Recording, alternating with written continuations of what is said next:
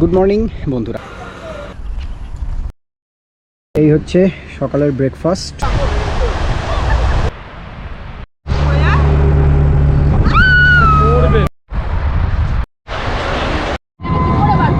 সেরা ভাই সেরা। চলো, গুড মর্নিং বন্ধুরা, আবার চলে এলাম একটা নতুন ব্লগ নিয়ে।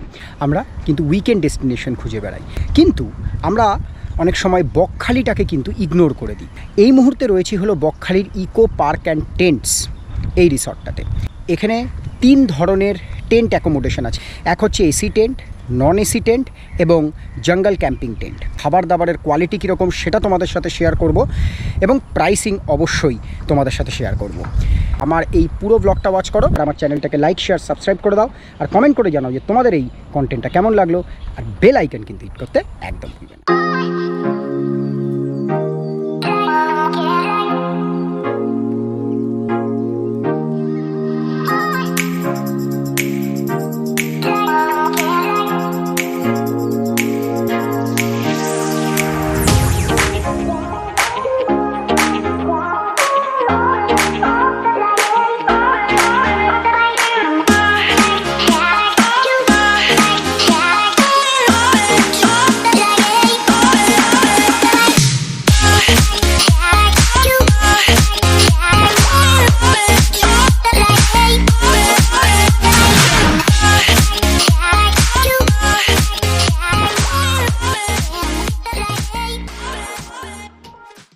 অনেকের মনে একটা প্রশ্ন থাকে যে টেন্ট তো, টেন্টে কি চার্জিং পয়েন্ট থাকে?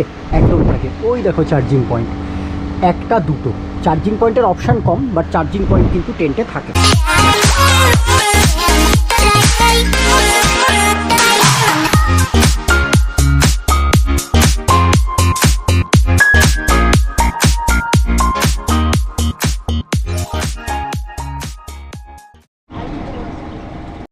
যে টেন্টটা এই মুহূর্তে তোমরা দেখলে বন্ধুরা, এসি টেন্ট, সেম ফেসিলিটি হচ্ছে নন এসি টেন্টে। অনেকের প্রশ্ন থাকতে পারে এই ইকো পার্ক অ্যান্ড টেন্টস এই রিসর্টটাতে আসবো কীভাবে। বকখালিতে একটা ইন্ডিয়ান অয়েলের পেট্রোল পাম্প আছে। বকখালি বিচে এন্ট্রি করার ঠিক ওই মোটামুটি আধা থেকে 1 কিলোমিটার আগে ওই ইন্ডিয়ান অয়েল পেট্রোল পাম্প অবধি কিন্তু বাস আসে।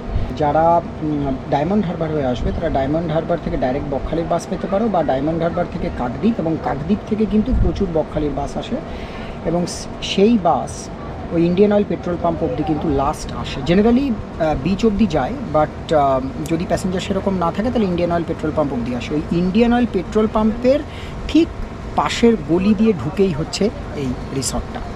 এই রিসর্টের টোটাল নাম্বার অফ টেন্টস হচ্ছে 18টা, আর এই রিসর্টের চেক ইন টাইম হচ্ছে দুপুর 12টা, আর চেক আউট টাইম হচ্ছে সকাল 11টা।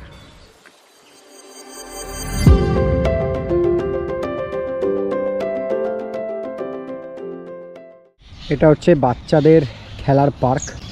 এই পুরো এরিয়াটা, এই যে পুরো যে এরিয়াটা, এটা কিন্তু টোটালটাই ইকো পার্ক অ্যান্ড টেন্টস এই রিসর্টের।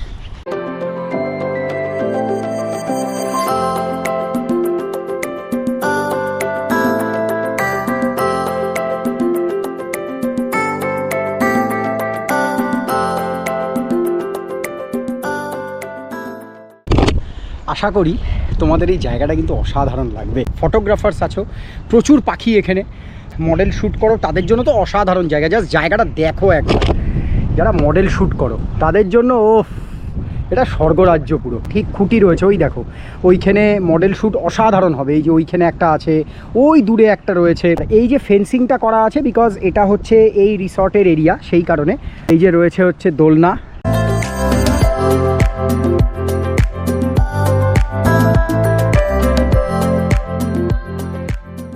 আর ওই যে বড় মানে উঁচু করে যে ঢিপিটা রয়েছে না, তার উল্টো দিকেই হচ্ছে সমুদ্র।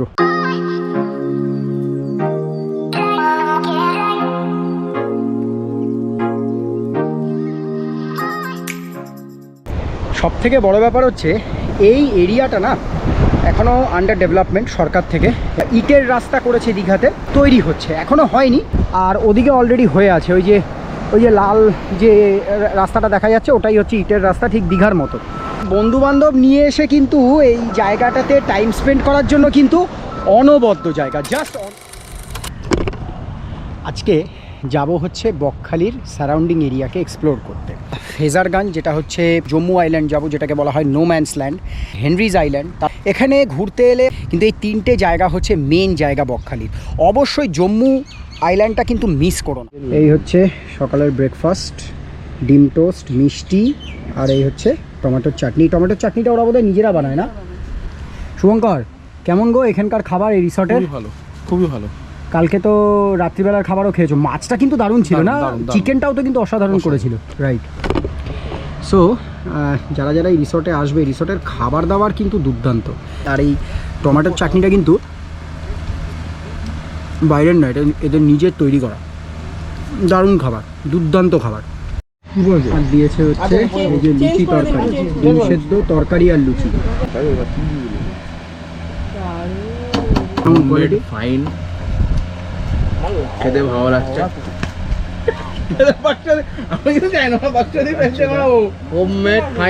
ঘরোয়া বলতে কি তোমার অসুবিধা হয়? অসাধারণ রান্না, অসাধারণ।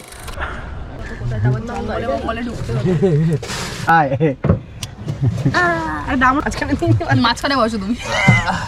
চলো চলো, হয়ে যাবে, চলো। হ্যালো গাইস, আমার পায়ের অবস্থা দেখো, পায়ের জায়গা নেই। একজন অলরেডি হালকা হয়ে গেছে। আমরা হেলে দুলে যাব ফ্রেজারগঞ্জে। ভাই গান শুনতে যেতাম অনেক দূর। ঋষিদা, হ্যাঁ হ্যাঁ জম্মুদ্বীপ, জম্মুদ্বীপ।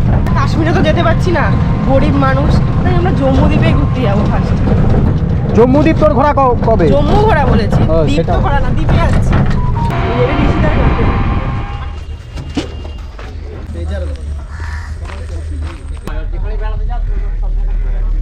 ওই যে আমাদের লঞ্চ, এটা করে যাব হচ্ছে জম্মুদ্বীপ। তাহলে শুরু করি। আচ্ছা, মোহনার ব্যাপারটা তো আগেই বলেছি, এবার জম্মুদ্বীপ সম্বন্ধে বলছি। দেখছেন পুরোটাই বঙ্গোপসাগরের ওপরে। এই দ্বীপের আয়তন হচ্ছে 10,000 হেক্টর। 1 হেক্টর জমি সমান 7.5 বিঘে জায়গা, অর্থাৎ বিশাল এই দ্বীপ পুরোটাই বঙ্গোপসাগরের ওপরে অবস্থিত। 75,000 বিঘে জায়গার ওপরে এই জম্মুদ্বীপ, পুরোটাই বঙ্গোপসাগরের ওপরে। এই জম্মুদ্বীপে একটা সময় 2008 সালের আগে ওঠা নামা, কারবার, বসতি সবই ছিল। এই 2008 সালের পর থেকে সরকার নো ম্যানস ল্যান্ড করে দিয়েছে। এই ঢুকে গেল বে অফ বেঙ্গল। অসাধারণ, অসাধারণ। এবার ঢেউটা কিন্তু দুর্দান্ত, নৌকা পুরো এরকম এরকম করে তুলছে, অসাধারণ লাগছে, অসাধারণ। আহা।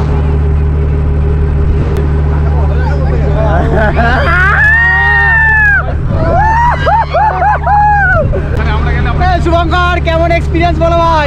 সেরা সেরা সেরা। ঋষিতা কেমন রে দোস্ত?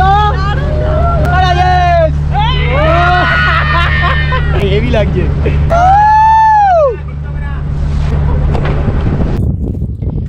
এবার খিদিরপুর বা হলদিয়া ডক থেকে যেসব জাহাজগুলো চলাফেরা করে, আমরা যে সাইড দিয়ে আসলাম এই সাইড দিয়ে চলতে পারে না, জল কম বলে, ওই জম্মুদ্বীপের অপোজিট সাইড দিয়ে চলাচল করে। এবার 2008 সাল, তার ঠিক 30 থেকে 35 বছর আগে থেকে 120টা আদিবাসী ঘর ছিল এই জম্মুদ্বীপে বসবাস করতো, এবং 1 থেকে 1.5 লাখ লোক শুটকি মাছের ব্যবসাটাও এই জম্মুদ্বীপে করতেন। বিশেষ করে যারা শুটকি মাছের ব্যবসাটা করতেন, ক্ষতিটা করেছে ওনারা। কীরকম না, শুটকি মাছের ব্যবসা করতে গেলে প্রচুর জায়গার প্রয়োজন হয়, ওদেরকে খামার তৈরি করতে হয়। একটুখানি জায়গাতে শুটকি মাছ শোকায় না। ওরা ওই খামার তৈরি করতে গিয়ে কী করতেন না, প্রত্যেক বছর এইভাবে ম্যানগ্রোভ গাছ কেটে ফেলে দিয়ে সি বিচ বের করেছে। আমরা যে দাঁড়িয়ে আছি এটা কিন্তু সি বিচের ওপরে। এই জল ভরেছে বলে জোয়ারের এতটা কাছাকাছি আসতে পেরেছেন, নাহলে আরও 1/2 কিলোমিটার দূরে থাকতে হতো। তাহলে এগুলো কিন্তু সি বিচ ছিল না, সবই ম্যানগ্রোভ গাছ জঙ্গল ছিল। ওরা ওই খামার তৈরি করতে গিয়ে প্রত্যেক বছর যদি এইভাবে ম্যানগ্রোভ গাছ কেটে ফেলে দিয়ে সি বিচ বের করে, বিশেষ করে ম্যানগ্রোভ গাছই তো মাটিকে ধরে রাখে, কি হবে, দ্বীপটা কিন্তু একটা দিনে তলিয়ে যাবে। তলিয়ে গেলে সরকারের তো কিছু যায় আসে না, কারণ এখানে কোনো চাষযোগ্য জমি নেই, স্কুল নেই, হসপিটাল নেই, মানুষজন বাস করে না, সেফ খালি ব্যবসা করার। এই হচ্ছে Jambudwip, the no man's land. এই জম্মুদ্বীপ আসতে হলে যে বোটে করে আসবে, সেই বোটের ভাড়া হচ্ছে 150 টাকা পার হেড, এবং ফেজারগঞ্জ ফেরিঘাটে ঢুকতে হলে জন প্রতি 10 টাকা করে টিকিট চার্জ। যারা এখানে শুটকি মাছের ব্যবসাটা করতেন ওরা কি করতেন, সরকারকে ট্যাক্স ফাঁকি দিয়ে বিনা ট্যাক্সে বিনা শুল্কে এখান থেকে ট্রলার বোঝাই করে শুটকি মাছ পাচার করতেন বাংলাদেশে। এই জম্মুদ্বীপ থেকে ট্রলার বোঝাই করে আমাদের মিনি শহর কাকদ্বীপে স্মাগলিং হতো। স্মাগলিংয়ের একটা স্বর্গরাজ্য হয়ে গড়ে উঠেছিল এই জম্মুদ্বীপ। এটা বকখালি রেঞ্জের আওতায়। এখানে ফরেস্ট অফিস আছে, শুধু অফিস নেই, অফিসে সিসি ক্যামেরা পর্যন্ত লাগানো আছে। আর ফরেস্ট ডিপার্টমেন্টের এরকম নিজস্ব লঞ্চ আছে, ওরা রক্ষণাবেক্ষণ করে, পাহারা দেয়। কেমন লাগলো বল? অসাধারণ, দারুণ না? Experience, হ্যাঁ একদম হেভি এক্সপিরিয়েন্স না? একদম তো তবে হিস্ট্রিটাও কিন্তু অসাধারণ বল? অসাধারণ অসাধারণ। আপনাদের যদি হিস্ট্রি শুনতে হয় তাহলে এই চ্যানেলটা দেখবেন, লাইক করবেন, কমেন্ট করবেন, শেয়ার করবেন আর সাবস্ক্রাইব অবশ্যই করবেন। একদম অবশ্যই। দোস্ত যা বললো, লাইক শেয়ার সাবস্ক্রাইব অবশ্যই করে দেবেন, আর বেল আইকন কিন্তু হিট করতে একদম।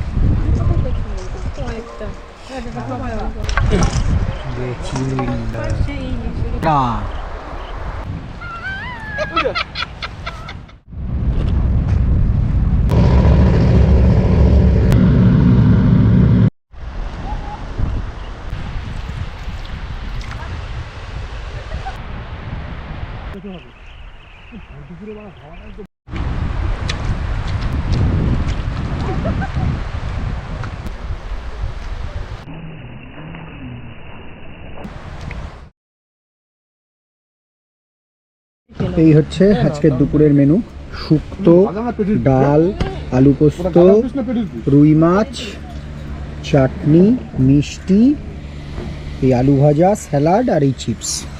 শুভঙ্কর, কেমন গো খাবারের কোয়ালিটি? খুব ভালো, রাজেশ খুব ভালো বলে। এই যে ঋষিতা, হেভি হেভি। দিদি বলুন কেমন? এ ভাই, খাবারের কোয়ালিটি কেমন রে? মুখ দিয়ে আওয়াজ বেরোচ্ছে না, হেভি হেভি হেভি হেভি। শুধু খাই। খাবারের কোয়ালিটি কিন্তু এই রিসর্টের জাস্ট অসাধারণ, দুর্দান্ত। ডাল, শুক্তো, মানে রুই মাছ, হোয়াট অ্যান আইটেম। আর রুই মাছের সাইজটাও কিন্তু বেশ বড়, যথেষ্ট।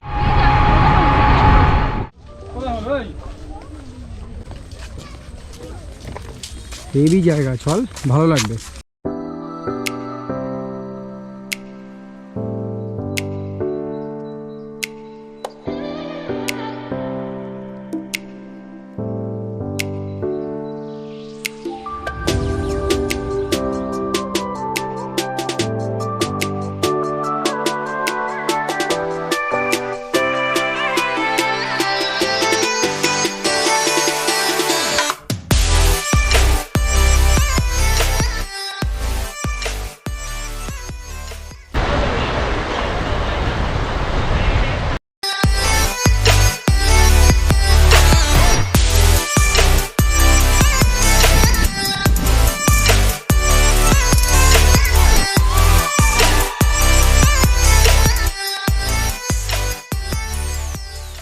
তো বন্ধুরা, এখন আছি হেনরিজ আইল্যান্ডে।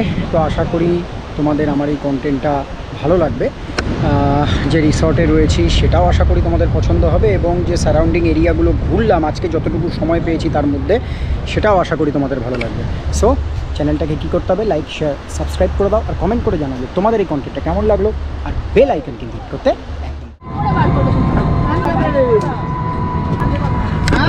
সেরা ভাই, সেরা টোটোর পেছনে বসে যাওয়া সেরা সেরা অভিজ্ঞতা ভাই।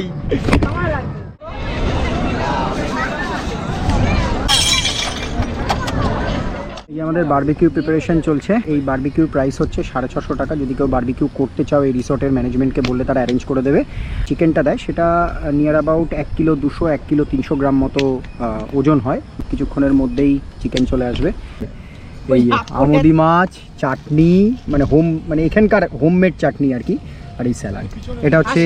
এটা হচ্ছে ইভিনিং স্ন্যাক্স। আর এই যে বেগুনি।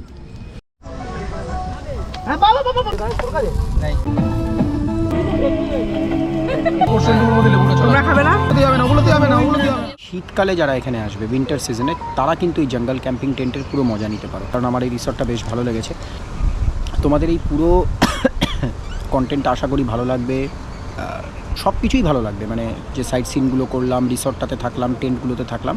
তো যারা যারা এনজয় করতে চাও ফ্যামিলি বন্ধুদেরকে নিয়ে, তারা অবশ্যই এখানে এসো 1-2 দিনের জন্য, এবং মজা করে। ইকো পার্ক অ্যান্ড টেন্টস রিসর্টের যে জায়গাটা, ঝাউবন জঙ্গল, গাছের গুড়িগুলো রয়েছে যেখানে কিনা দুর্দান্ত ধরনের ফটোশ্যুট করা যায়, প্লাস বাচ্চাদের জন্য যে ঝাউবন জঙ্গলের ভেতরে যে পার্ক করা আছে চিলড্রেন্স পার্ক, সেটাও কিন্তু অনবদ্য। যারা উইকেন্ড ডেস্টিনেশন খুঁজছো তাদের জন্য বকখালি কিন্তু একটা দুর্দান্ত জায়গা। এবার আসি একটু প্রাইসিংয়ে। Eco park and tents non AC টেন্টের প্রাইসিং হচ্ছে 1300 টাকা, এসি টেন্টের প্রাইসিং হচ্ছে 1500 টাকা। এটা কিন্তু পার রুম প্রাইসিং নয়, per person per day pricing এটা, এবং এর মধ্যে থাকা খাওয়া দুটোই ইনক্লুডেড। প্রাইসিং ভীষণ রিজনেবল, খুব বেশি দামও না। আশা করি তোমাদের এই ব্লগটা ভালো লাগবে। সো আর দেরি না করে যারা উইকেন্ড ডেস্টিনেশন খুঁজছো তারা আমার এই পুরো ব্লগটা ওয়াচ করো, আর চটপট তোমার বন্ধু বান্ধব ফ্যামিলি মেম্বারের সাথে এখানে চলে এসো। সো আর দেরি না করে চ্যানেলটাকে লাইক শেয়ার সাবস্ক্রাইব করে দাও, আর কমেন্ট করে জানাও যে তোমাদের এই কন্টেন্টটা কেমন লাগলো। বেল আইকন কিন্তু হিট করতে একদম ভুল।